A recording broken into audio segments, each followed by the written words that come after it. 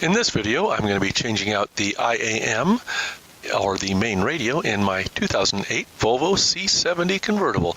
And to do that, it's easiest to take the top down before we start. The first order of business is to remove this rear seat, the bottom portion of the rear seat.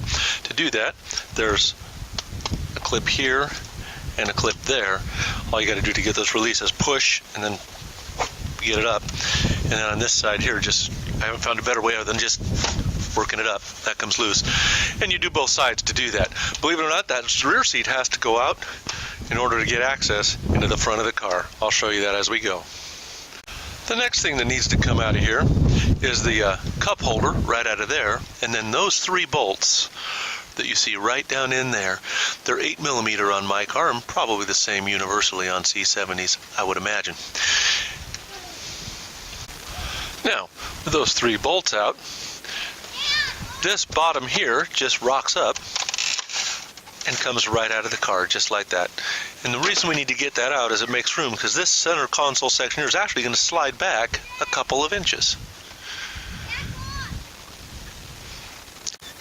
Now, if you'll open up your center console here, down to the bottom, you'll see in the bottom there's a little rectangular access, a little cover to make it nice and pretty in there.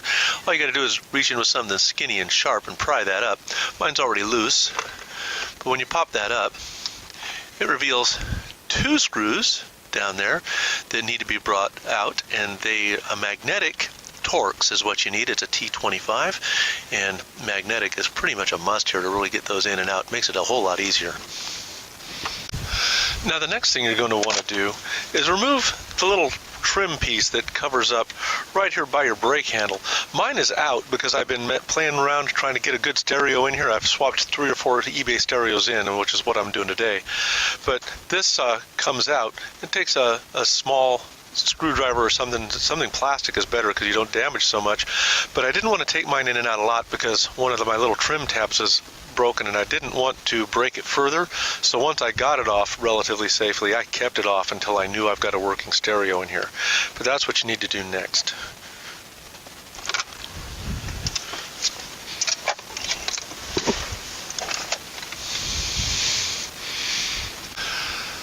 So before going any further now, so far we've just been doing trim pieces. It's not been a big deal. Before we go any further, we need to get the battery disconnected because we're going to be dealing with some of the electrical components of the car. And it's very important that you never touch any of this stuff without disconnecting the battery. This little cover comes right off. Negative terminal of the battery comes loose. I think it's an 11, might be a 10 on mine. Just loosen up this little guy right here. This pops off. I put this cover back underneath to put it between, so that when I set it back down, that cable can't accidentally make any contact. So there you go. Now you can see that I've got the negative battery cable disconnected with plastic in between the terminal and the cable.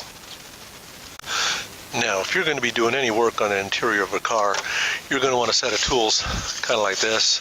Some nice plastic stuff that's not going to scratch your stuff up on the inside of your car. I've sharpened a couple of mine to get them into the tighter cracks a little better because they came pretty dull. The next thing I'm going to do is remove this panel back here. It's right behind the wood trim piece here. It's really easy, but it's even easier if I open up the glove box and just come and pop that right off on that side, and pop it right off on that side too, and it comes off super easy. I'll just set that on the dash. And then once that's off, you go straight in to here.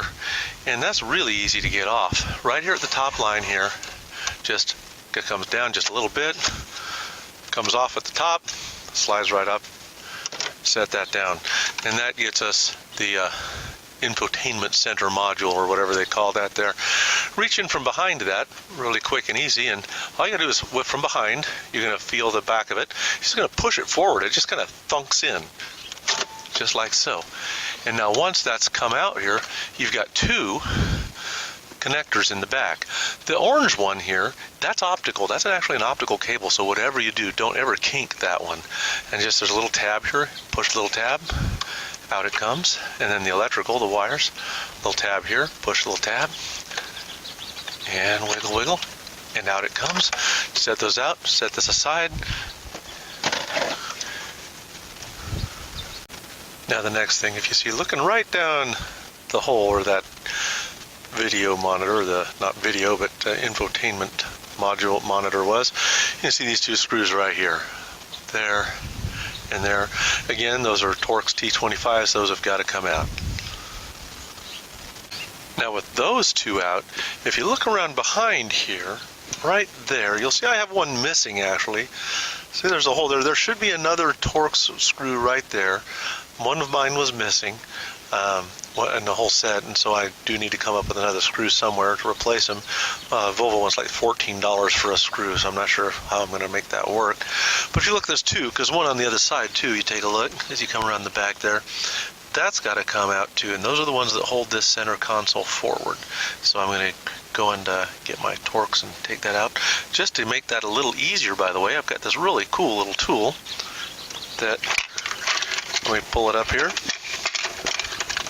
It's a little ratchet, thumb ratchet, with a Torx socket on it. It makes it really easy to get in there because it's not enough room back there to get a long screwdriver. Now with all that loose, the next thing is get this little utility tray out here. I find the easiest way for me to do that is right at the back here to pull it back just gently, and the front comes loose and up, and then the whole thing just lifts right out, like so. I'll put that on the dashboard. Now as we come around the back, you can see that right here, I'm going to try to zoom in on it for you. There's a little clip tab right there. It's real simple. Just push that up with your thumb, and when you do that, the whole console frees up so that you can slide it towards the back of the car. Let's see if I can do this one-handed while holding the video camera. That comes up, and then, tricky. There we go, just freed up, and the whole console slides back. When that console slides back, what it does is it reveals for us these two Torx screws right down in there. And with a magnetic Torx, you just pop those babies right out, and then I'll go to the next step. Now, with those out, this whole thing is now free, and it's still attached by its electronics. So what you need to do is work it up just a little bit there, coming out, rotate it around, and you can kind of see where the plug comes in the back. Little clip, you just press in on it. Where is it? On the side there, or this one's on the bottom. Here we go. And then press it, pops it right out. And this is free. I'll just set that in the back seat for you. And that reveals the thing that we're after, which is the IAM. And I'm going to take that out. Move the camera. I'll show you the Torx bolts that get that out. Just 1 second.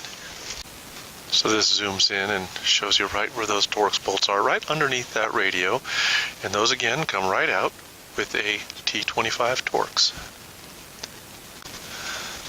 Now, with those two screws out, this radio is now free and ready to come out.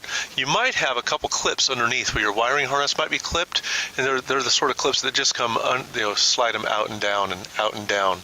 But mine are not clipped in, and so all you got to do is come in from behind and just very gently work it. Mine's a very tight squeeze against the dash.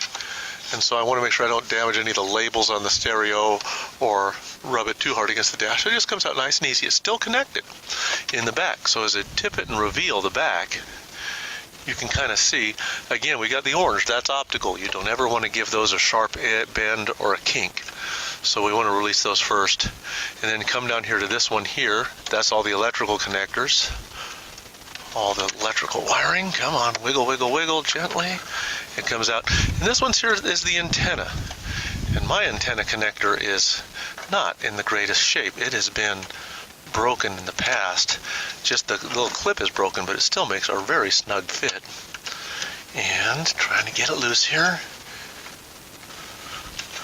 Let's see if I can pop that free with, well, come on now.